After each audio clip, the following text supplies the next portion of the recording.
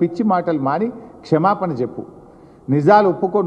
నువ్వు ఎన్ని కుట్రలు చేసినా ఆ రోజు కేసీఆర్ గారు ఒక దీక్షతో ఆయన ప్రయత్నం చేసిండు, మల్లన్న సాగర్ కట్టిండు కనుకనే ఇవాళ మల్లన్న సాగర్ తెలంగాణకు గుండెకాయ అయింది.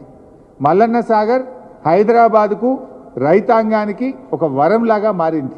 మల్లన్న సాగర్ కాళేశ్వరంలో భాగం కాదా? మల్లన్న సాగరే లేకపోతే నీకు ఎక్కడి 20 టీఎంసీలు? నువ్వేదో పెద్ద పోజులు కొడుతున్నావు, నోరుంది కదా అని రెచ్చిపోతున్నావు. నోరుంది కదా అని గాయ పెట్టినంత మాత్రాన అబద్ధాలు నిజాలు కావు, నిజాలు అబద్ధాలు కావు. నువ్వు ఇలా నిజాలను మల్లన్న సాగర్ అనేది కాళేశ్వరంలో అంతర్భాగమైనటువంటి నిజాన్ని అబద్ధంగా మార్చేటువంటి ప్రయత్నం చేస్తూ ఉన్నావు, కుట్ర చేసేటువంటి ప్రయత్నం చేస్తూ ఉన్నావు. ఈరోజు ఆ మల్లన్న సాగరే ఈరోజు వరమైంది. ఆనాడు నువ్వు ఎన్ని అడ్డంకులు పెట్టినా ఇవాళ వచ్చింది.